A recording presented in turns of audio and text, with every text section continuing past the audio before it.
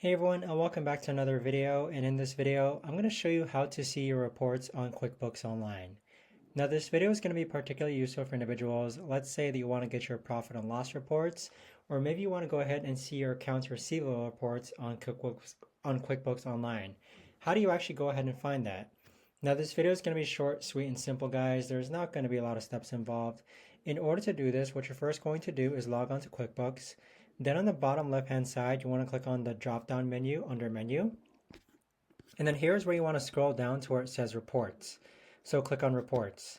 So you have a variety of different reports that you could actually view on this page here. What I've done is that I've just gone ahead and starred some reports that I seem to look at on a month-to-month basis.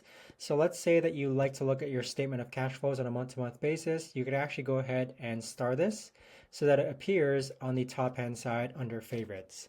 But that right there, guys, is the best and easiest way that I know of to actually go ahead and find your reports on QuickBooks Online. If you guys know of a better or easier way to actually do this, let me know in the comments down below. I would love to know. Thanks so much for watching, everyone, and I'll see you guys all in the next video.